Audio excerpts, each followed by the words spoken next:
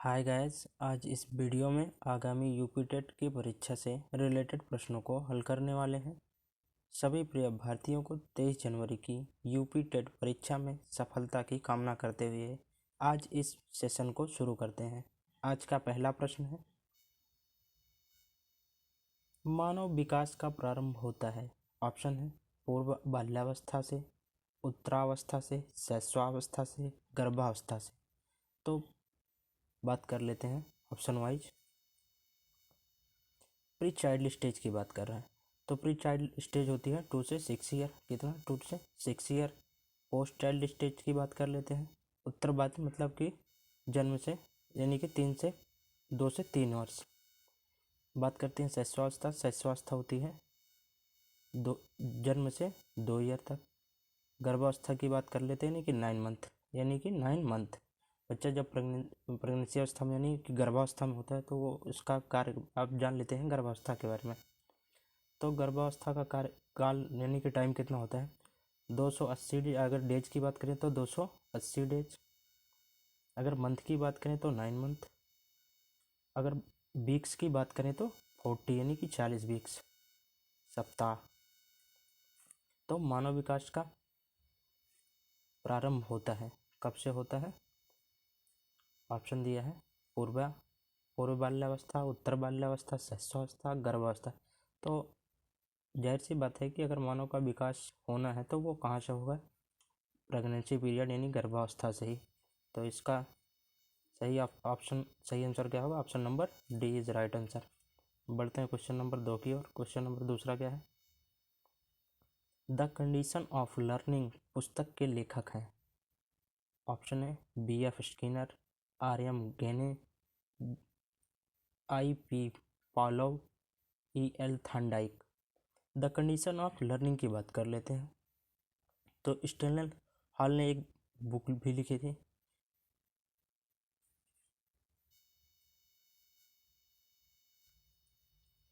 Sorry guys, question पूछ रहा है the condition of learning book is written by, किसके द्वारा लिखी गई थी? तो रॉबर्ट डी एम गेने ने एक बुक लिखी थी। उन्होंने बात की थी कि उसमें लर्निंग के 8 टाइप्स होते हैं। कितने टाइप्स होते हैं? लर्निंग के 8 टाइप्स होते हैं। ज़्यादा डिटेल के लिए हम आपको डिस्क्रिप्शन बॉक्स में PDF प्रोवाइड करवा देंगे, जिससे कि आपको आसानी हो। 8 टाइप्स लर्निंग के 8 टाइप्स मिल जाएंगे। तो इसका ऑप्शन दिया है B.F. Skinner, R.M. Gagne, B.I. Pavlov, M.N. Thorndike. तो इसका सही जवाब क्या है? Option number A, B.F. Skinner ji ने। सॉरी, इसका ऑप्शन है B.F. गेने, यानी कि option number 2 is right answer.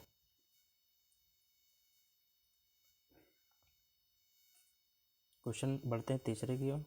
तीसरा क्वेश्चन क्या है? किशोरावस्था बड़े संघर्ष, तनाव, हमला व विरोध की अवस्था है। यह कथन किसका है? Option Stanley Hall, Simpson, Crow and Crow, Jersild. तो किशोरावस्था की बात कर लें तो यह अवस्था कितने साल से कितने साल तक की होती है? ये होती है 12 से 18 साल। कितना? 12 से 18 साल। यदि अगर WHO वर्ल्ड हेल्थ ऑर्गेनाइजेशन की अकॉर्डिंग अगर बात करें तो यह होती है 12 से 19 ईयर। कितना?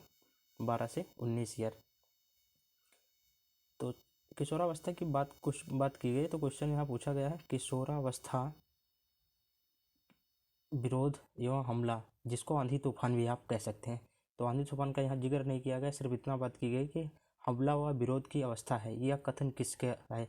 तो यह कथन किसने दिया था? स्टैनले हॉल ने दिया था। Option number A is right answer. बात कर लेते हैं स्टैनले हॉल्स के बारे में। तो स्टैनले हॉल्स ने एक बुक्स लिखी थी जो किशोरावस्था है। उस बुक्स का नाम है किशोरावस्था। नहीं तो उन्होंने इस किशोरावस्था को रखा है 12 से 18 साल की आयु के बच्चों को। तो ए इज़ राइट आंसर। बढ़ते हैं अगले क्वेश्चन की ओर। क्वेश्चन नंबर चौथा क्या है? सूक्ष्म शिक्षण के भारतीय प्रतिमान में कुल कितना समय लगता है? 40 मिनट, 45 मिनट, 30 मिनट, 36 मिनट। तो बात कर लेते हैं सूक्ष्म शिक्षण माइक्रो टीचिंग मॉडल की बात कर लेते हैं। तो ये एक चक्र होता है जिसमें स्किल प्रैक्टिस की जाती है। क्या प्रैक्टिस की जाती है? स्किल्स प्रैक्टिस की जाती है। और बात कर लेते हैं माइक्रो टीचिंग के फादर किसे कहा जाता है, D.W. एलन को कहा जाता है।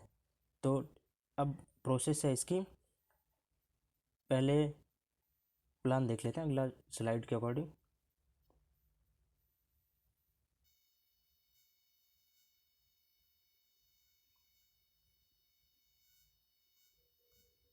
स्लाइड क्या देख रहा है, रीटीचिंग, यानी माइक्रो की बात करें तो पहले क्या किया जाता है, प्लान बनाया जाता है। प्लान के बाद टीचिंग मिनट्स, टीचिंग होता है वो 6 मिनट्स का होता है। फीडबैक दिया जाता है, उसके बाद फीड भी 6 मिनट का होता है।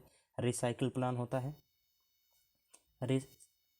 रिसाइकिल प्लान होता है वो भी, यानी रीप्लान होता है वो 12 मिनट का टाइम दिया जाता है।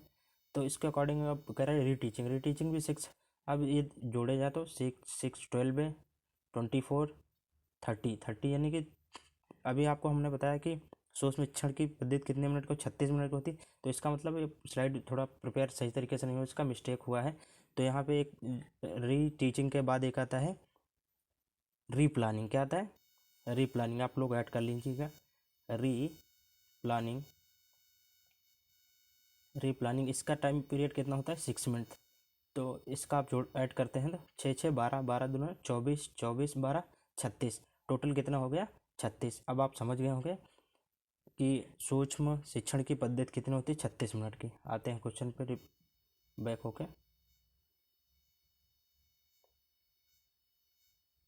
तो सूक्ष्म शिक्षण की भारतीय प्रतिमान में कुल कितना समय लगता है, तो ऑप्शन क्या है, 40 45 30 36, ऑप्शन डी है 36 मिनट। तो इस अकॉर्डिंग 36 इज करेक्ट आंसर। बढ़ते हैं अगले क्वेश्चन की ओर। क्वेश्चन नंबर 5 क्या है, सीखने का पठार सीखने की प्रक्रिया में मुख्य अभिलक्षण है जो उस स्थिति को प्रकट करते हैं जिनमें सीखने की प्रक्रिया में कोई उत्पत्ति नहीं होती। यह कथन किसका है, हार्लिंगबर्थ, रॉस, स्किनर, गेटसेवा, अन्य के। पठार की बात हमने कल भी वीडियो में किया था कि पठार वह प्रक्रम है जो कि लर्निंग को एकदम से ना तो रोक देता है, यानी कि ना तो इंक्रीज होता है और ना ही डिक्रीज होता है। तो इसके अभिलक्षण की बात की प्रक्रिया को कह रहे हैं, तो इसका कथन किसका है, ये रॉस जी का कथन है। तो बी इज राइट आंसर। बढ़ते हैं क्वेश्चन नंबर 6 की ओर। यदि शिक्षक कक्षा में एक छात्र को समस्यात्मक बालक के रूप में पाता है तो उसे बच्चों को नज़रअंदाज कर देना चाहिए, बच्चे को परामर्श देना चाहिए, तत्काल घर वापस भेज देना चाहिए, बच्चों को नज़रअंदाज कर देना चाहिए। ये गलत बात हो गई, क्योंकि बच्चों को समस्या है तो अगर आप उसको इग्नोर करेंगे तो ये गलत प्रभाव पड़ता है, इसलिए ऑप्शन गलत है। बच्चों को परामर्श देना, हाँ ये परामर्श देना चाहिए। तत्काल घर वापस, ये भी गलत ऑप्शन हो गया। बच्चे को दंड, अब आरटीआई के अकॉर्डिंग बच्चों को दंड नहीं दिया जाता, तो इसके अकॉर्डिंग बच्चे को परामर्श देना चाहिए जिससे उससे के समस्या का निदान हो और आगे बढ़ सके। तो B is the right answer. बढ़ते हैं अगले क्वेश्चन की ओर। क्वेश्चन नंबर 7 क्या है, पाठ्य सहगामी क्रियाएं मुख्यतः संबंधित हैं छात्रों के सर्वांगीण विकास से, छात्रों की वितरिक विकास से, छात्रों के मानसिक विकास से, शैक्षिक संस्थान के विकास से। पाठ्य सहगामी क्रियाएं की बात कर लेते हैं तो 2 प्रकार की होती हैं। कौन सी, एक शैक्षिक गतिविधि और एक साशैक्षिक। अब शैक्षिक विधि की बात कर लेते हैं, शैक्षिक विधि की बात कर लेते हैं। तो ये होता है हमारा शैक्षिक, बच्चे को पेन दे दिया जाए, पेपर दे दिया जाए, पेन पेपर दे दिया। और एक अनैच्छिक बताया था क्या, सहशैक्षिक, सहशैक्षिक। तो सहशैक्षिक में बच्चों को क्या दिया जाता है, पेन भी दिया जाता है, साथ में पेपर, और साथ में उसे एक्टिविटीज़ भी स्वतंत्र रूप से दी जाती है। तो इसके अकॉर्डिंग अब बात कर लेते हैं शैक्षिक गतिविधि के बारे में। तो शैक्षिक गतिविधि में बच्चे के नॉलेज का पता चलता है, दिमाग के नॉलेज का पता चलता है।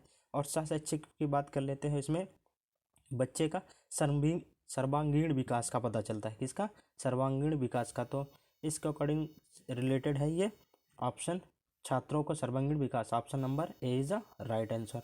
बढ़ते हैं अगले क्वेश्चन को। और क्वेश्चन नंबर 8 क्या है, निम्न में से किसने अधिगम सिद्धांत का प्रतिपादन नहीं किया है। ध्यान रहे, जब भी क्वेश्चन पढ़े बड़े ध्यानपूर्वक पढ़ें, क्योंकि इसमें कह रहा है नहीं है। क्या कह रहा है, शिक्षण सिद्धांत के प्रतिपादक नहीं है, लर्निंग। तो Skinner, B.F. Bloom, Thorndike, Kohler. तो लर्निंग ऑब्जेक्टिव को दिया है किसने? लर्निंग ऑब्जेक्टिव दी है किसने? B.M. ब्लूम ने दिया था। किसने दिया था? B.M. ब्लूम ने दिया था। लर्निंग फैक्टर दिए थे। क्या दिए थे? लर्निंग फैक्टर के बारे में उन्होंने बताया था। तो ये स्किनर ने लर्निंग सिद्धांत का ये बारे में डिटेल देते हैं, और थॉर्नडाइक भी लर्निंग के बारे में डिटेल देते हैं, और कोहलर ये किसी न किसी रूप में या वेज में दे देते हैं। तो यहाँ पे प्रतिपादन की बात कर रहा है तो नहीं किसने दिया था? तो B.M. ब्लूम ने नहीं दिया था। तो option B is a right answer. बढ़ते हैं अगले क्वेश्चन को। क्वेश्चन नंबर 9 क्या है? शिक्षा में अवरोधन का तात्पर्य है बालक का विद्यालय ना जाना, बालक द्वारा विद्यालय छोड़ देना।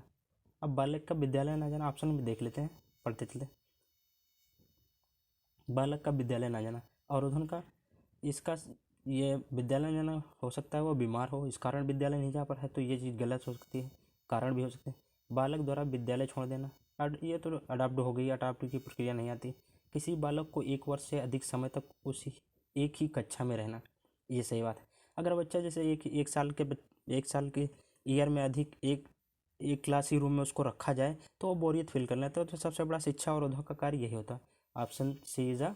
अब बालक चौथे देखते हैं, बालक का विद्यालय में प्रवेश नहीं, ये कोई मतलब मायने नहीं रखता। तो option C is a right answer. किसी बालक का 1 वर्ष से अधिक समय तक एक ही कक्षा में रहना। बढ़ते हैं क्वेश्चन नंबर 10 की ओर। निम्न में से किस कौशल से पूर्व ज्ञान का परीक्षण आता है? प्रस्तावना कौशल, समापन कौशल, प्रदर्शन कौशल, उद्दीपन परिवर्तन कौशल। बात कर लेते हैं कौशल। क्या कर रहे हैं? प्रीवियस टेस्टिंग स्किल की बात कर रहे हैं। तो जाहिर सी बात है कि अगर स्किल का टेस्टिंग करना है तो सबसे पहले उसके प्रस्तावना कौशल के बारे में जानना चाहिए। तो इसके अकॉर्डिंग हम अब देखते हैं। तो पूर्व का ज्ञान किसका? पूर्व ज्ञान का परीक्षण। जैसे एग्जाम्पल के तौर पे देखा जाए तो बच्चों को आज क्लास में लेसन प्लान के अकॉर्डिंग उसको पूर्व ज्ञान नॉलेज लिया जाता है। जैसे कि आज बच्चे को बारिश के बारे में पढ़ाया जाए तो उसके बारे में बारिश के 2-4 क्वेश्चन पूछ लेने चाहिए। यही हो गया हमारा प्रस्तावना कौशल, यानी कि इंट्रोडक्शन स्किल की बात कर रहे हैं। तो A is the right answer. बढ़ते हैं अगले क्वेश्चन की ओर। क्वेश्चन नंबर 11 क्या है? किसने बहुविमात्मक प्रज्ञा का प्रत्यय दिया था? Spearman, John Mayer, Gardner, Goleman. तो यहाँ पे क्या कह रहा है? कॉन्सेप्ट ऑफ मल्टीपल इंटेलिजेंट की बात कर रहा है। तो मल्टीपल इंटेलिजेंट की बात करें तो गार्डन ध्यान रहे कि यदि मल्टीपल फैक्टर की बात करें तो थॉर्नडाइक ने दिया था। किसने? थॉर्नडाइक ने दिया था। अगर इंटेलिजेंट की बात करें तो ये किसने दिए थे? गार्डनर ने। तो सी इज अ राइट आंसर। बढ़ते हैं अगले क्वेश्चन की ओर। क्वेश्चन नंबर 12 है, डिसलेक्सिया में यह करने में कठिनाई होती है? व्यक्त करने में, खड़े होने में, बोलने में, पढ़ने या वर्तनी करने में। जैसे किस चीज़ की कठिनाई हो रही है? यहाँ पे बात कर रहे हैं डिसलेक्सिया से किस चीज़ की कठिनाई हो रही है। तो यह समस्या किस में होती है? पाठन में होती है। पाठन में होती है। जैसे एग्जाम्पल तौर पे देखा जाए तो गॉड को डॉग पढ़ लिया जाए, सा को वॉच पढ़ लिया जाए। तो इसके अकॉर्डिंग डिसलेक्सिया क्या है? एक प्रकार की कैसी समस्या है? पढ़ने की। बात कर लेते हैं बोलने वाली यानी कि बोलने वाली तो है नहीं ऑप्शन में, ऑप्शन दिया है बट ये गलत है। अगर बात कर लेते हैं कि भाषा समझने की समस्या क्या क्या कहा जाता है? भाषा समझने की समस्या को क्या कहा जाता है? तो भाषा समझने की समस्या को क्या कहा जाता है? समस्या को कहा जाता है अफेजिया। क्या? अफेजिया। अफेजिया। इसी तरीके से बात कर लेते हैं हम कि लिखने के संबंधित समस्या को क्या कहा जाता है? तो लिखने के संबंधित समस्या को क्या कहता है? ग्राफिया। क्या? ग्राफिया। ये लिखने की समस्या हो गई। तो बढ़ते हैं अगले क्वेश्चन की ओर। क्वेश्चन नंबर 13 क्या है हमारा? निम्न में से क्या समावेशी कक्षा में शिक्षक की भूमिका नहीं है? शिक्षक को इस तक बच्चों पर ध्यान नहीं देना चाहिए, शिक्षक को बच्चों से प्रोत्साहित करना चाहिए, शिक्षक को सीखने में अधिक अक्षम को अतिरिक्त समय देना चाहिए, बच्चे की आवश्यकता के अनुसार बैठाने की पर्याप्त व्यवस्था करनी चाहिए। तो समावेशी कक्षा का मतलब होता है कि सभी बच्चों पर बराबर ध्यान देंगे। बराबर ध्यान का मतलब हो गया कि अभी उसकी जैसी नीड है उसी के आधार पर उस पर ध्यान दिया जाए। तो इसका सही उत्तर क्या है, बच्चे की आवश्यकता के अनुरूप बैठने के प्रयास किया जाए। जैसे जो कोई बच्चे को कम दिखता है या देखने में समस्या हो रही है तो उसको आगे बैठाया जाए, उसके अकॉर्डिंग एक दिनचर्या बनाई जाए, उसके अकॉर्डिंग तो क्लास को सेटअप करके उसी के अनुसार शिक्षा दी जाए। तो क्या कह रहा है, बच्चे की आवश्यकता के अनुरूप बैठने की पर्याप्त व्यवस्था करनी चाहिए। तो option D is the right answer. बढ़ते हैं अगले क्वेश्चन की ओर। क्वेश्चन नंबर 14 क्या है, कक्षा में छात्रों को प्रश्न पूछने के लिए प्रेरित करना चाहिए, रोक देना चाहिए, अनुमति नहीं देनी चाहिए, हतोत्साहित करना चाहिए। क्या कह रहा है, कक्षा में प्रश्न पूछने, अगर एक अध्यापक पढ़ा रहा है तो क्वेश्चन पूछने का मतलब बच्चों का अधिकार है, वो भी होना चाहिए। तो शिक्षक को उसके अकॉर्डिंग क्या करना चाहिए, प्रेरित करना चाहिए, सही बात है, प्रेरित करना चाहिए। रोक देना चाहिए, ये गलत बात है, रोक नहीं देना चाहिए। अनुमति नहीं देनी चाहिए, ये भी गलत है, अनुमति देनी चाहिए। हतोत्साहित करना चाहिए, शुड भी डिस्करेज तो नहीं कर, तो प्रेरित करना चाहिए, जिससे कि उसका रुझान बना रहे और वह अच्छे से अच्छे तरीके से सीख सके। तो इसका सही उत्तर क्या होगा, ऑप्शन नंबर ए, प्रेरित करना। बढ़ते हैं लास्ट क्वेश्चन यानी 15वें क्वेश्चन की ओर बढ़ते हैं। क्वेश्चन क्या है, बच्चे की वृद्धि मुख्यतः संबंधित है सामाजिक विकास से, भावात्मक विकास से, नैतिक विकास से, शारीरिक विकास से। तो बच्चे की वृद्धि की बात, यहाँ पर बात हो रही है ग्रोथ, किसकी बात हो रही है, ग्रोथ। तो ग्रोथ शारीरिक प्रकार से होती है, शारीरिक प्रकार से जिसका मात्रात्मक परिवर्तन से है, कितनी किससे, मात्रा यानी क्वांटिटी, क्या क्वांटिटी, क्वांटिटी। तो इसके अकॉर्डिंग अगर आप देखा जाए तो क्वेश्चन में पूछ रहा है बच्चे की वृद्धि मुख्यतः संबंधित है किससे, किससे संबंधित है, ये शारीरिक विकास से, किससे, शारीरिक। तो D is a right answer. अब का बात कर लेते हैं थोड़ा सा डिटेल में, ग्रोथ की बात आई है तो इसमें हमने बताया था पहले भी PCSE, पिछले वीडियो में ये चीज़ हमने बात की है। PCSE, पी का मतलब फिजिकल,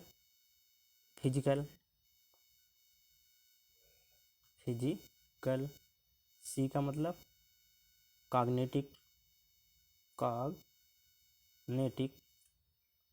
कॉग्निटिव, एस का मतलब स्पेसिक, क्या स्पेसिक, ई का मतलब इमोशनल। तो ये चीज़ हमारी ग्रोथ की एक पद्धति है।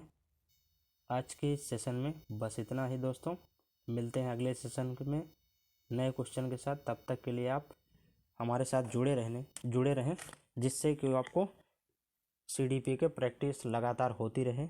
आज के लिए इतना ही, थैंक यू।